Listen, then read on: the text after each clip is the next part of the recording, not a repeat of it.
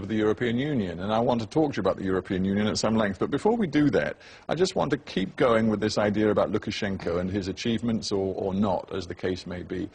You and the opposition have also said that he has run the economy into the ground, that the economy is dysfunctional. It's dysfunctional. Well, let's look at the facts. He's just, as I understand it, signed a major deal with the Chinese government, which promises $15 billion of credit and investment from Beijing, a figure that dwarfs previous support that Belarus has had from the IMF. And Lukashenko argues that this is going to be transformative for Belarus. He's looking in the right direction, isn't he, given the way the world economy is working? You know, I will believe it when I see it, because whenever he goes to, for example, United Arab Emirates or to Iran or to Venezuela, he always claims, and his people claim, that they brought back billions of dollars.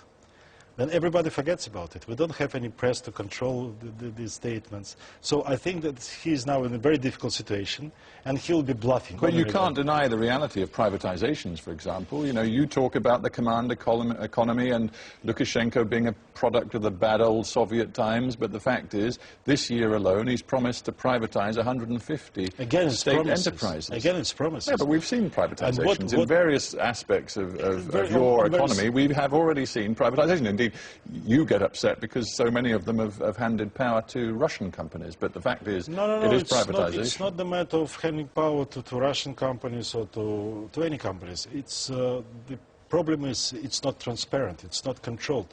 And we don't know how it is being done, whether it's being done at all. Economist Yaroslav Romanchuk, who's actually an opposition figure himself, he says the fact is that somebody like you, there is no way on earth that you could actually get the 100,000 signatures that are necessary to get your name on the next presidential ballot paper. He says you don't have that kind of network, that organization, or indeed that basic support.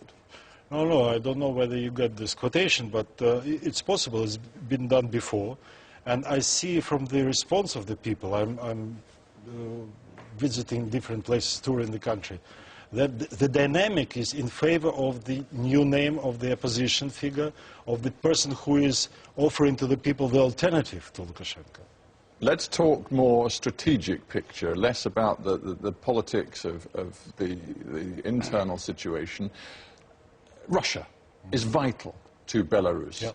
For a time, it seemed as though the Lukashenko intention was to work towards a union, a full state union with Russia. That's now been put on the back burner, and relations between Lukashenko and Moscow are poor. What do you believe is Russia's intention toward Belarus now? I think that they are very disappointed, to say it mildly, with Lukashenko, because he doesn't deliver, he doesn't keep his promises. I'm not commenting on these promises and on obligations that he took before Russia. But I think that the way that he cheated them so long, and that they spent, according to our experts, again, $37.5 billion over the 6 years for subsidies, for cheap oil and gas, to subsidize Lukashenko and to really support his regime, and it yielded no result. It ended into the real war between Lukashenko and Kremlin. I think that they're thinking differently now. Perhaps that's the reason that you personally have gone out of your way to cozy up to Moscow. Is that why you're doing it? Because I'm saying what I always said, you know. Our strategic priority is European Union, and our strategic partner will always be Russia. Yeah, I mean, this is what you were quoted as saying in Newsweek magazine not so long ago. You said that you would be ready to embrace Russian help if it comes from the right people. So I was misquoted. I would never say the word embrace. I said I'm ready to seriously negotiate with Russia on any problem they have, take into account their national interests, as long as Belarusian national interests are taken into account. You want the Russians, to put it bluntly, you want Moscow to give you help in your effort to change the regime in Minsk? I want Moscow to open their eyes and to see that they had nothing from supporting this regime, and that this regime really hampers the process in the whole region. for Russia also, because they cannot get predictability in Belarus for their oil and gas transit. For nothing. And to get this Russian help, let's leave aside the word embrace, but to get Russian help to do what you believe to be right, what are you prepared to give Moscow? For example, Moscow wants the Belarus government to recognize the independence of South Ossetia and Abkhazia. Are you prepared to do that? No, but I will also not recognize Kosovo.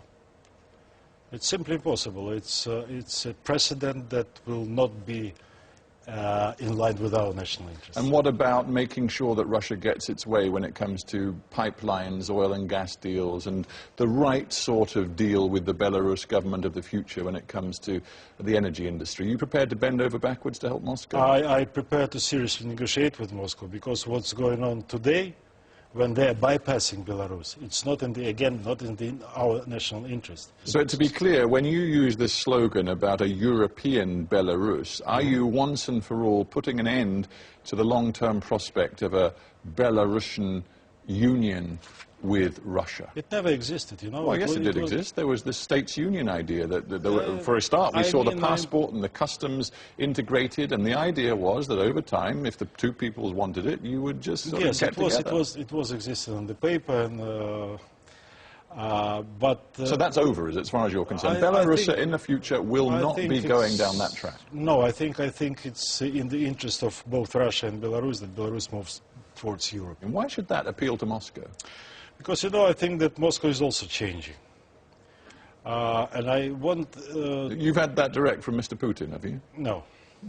I had it from reading the analysts. Well, there's a couple of different things going on there. I mean, look seriously at Mr. Putin. Look at the way he still, albeit in the Prime Minister's office, is perhaps the most important politician in Russia today. Do you really think Russia's notion of what's in its national interest has changed? I saw what was leaked first and then became official, this Lavrov paper on the foreign policy of Russia, the future foreign policy. And the emphasis there is economy. And it's nothing wrong with that. It's very legitimate, but they will not they will not reach their goals in Belarus unless Belarus is reformed. Under Lukashenko, it's impossible. He has demonstrated that he's against reforms. He is solely for the preservation of his own power. So I think the reforms in Belarus and European reforms in Belarus, normalization of the situation in Belarus, will be in Russia's best interest. So that's why I think that Russia will accept this notion, if they think seriously. If they stop thinking in the imperialistic past or the Soviet past patterns, you know. Because I think it will be, if Belarus becomes European or will be moving towards Europe, it will save Russia a lot of headache of thinking of how to restore and what to do with the past of the Soviet Union and what to do with the people who still really want to go back to the Soviet times. Well, you know, yes, and when I hear you talk, I can't help in my mind's eye having a vision of the farmers of Belarus or the factory workers listening to you, an intellectual, a man who has good contacts, political contacts, human rights contacts in the UK, the United States, all across Western Europe, and they're going to see you as somebody who doesn't represent them. They, after all, are Slavs. They have a long, loyal relationship with Moscow and with Russia. And frankly, again, you don't like opinion polls, but if you look at the opinion polls, a slight majority, if forced to make a choice, would choose to join Russia rather than join the European Union. You're out of step with a lot of your own people. It depends on how you put this question in the opinion poll. It's 3% who really would agree to Belarus being incorporated into Russia. Have good relations, yes, about 50%. But both with the European Union and with Russia, only on these conditions. People agree to have good relations with Russia. You see, but to join Russia as some region, no, 3%. Yeah, but I come back to the point, are you really in touch with your own people? Sure. Are you, as an intellectual, somebody who, frankly, has more friends in the West than you have in Minsk? Well, I travel extensively the country now. I like to go to the countries, irrespective of political campaign, and I talk to people all the time when I go there. So I was born in Belarus. I lived all my life in Belarus in Minsk. One problem that people may have with you is that you are the strongest of critics of Lukashenko now, But let us not forget that in 1994, 95, 96, you were a loyal servant of the Lukashenko government. You ended up being Deputy Foreign Minister, actually making Lukashenko's case on the world stage. You've made a massive transformation. Some people might wonder about it. It was not a transformation. I was not in Lukashenko's team, on Lukashenko's team. I was really saving the government, and it was the most Lukashenko's encouraging. government, and we all know in Belarus that means... Well, that's why I told you about 96, which was watershed. And I resigned in protest against this referendum and against the policy of Lukashenko. So it was the step I was, that really I didn't know what I would do.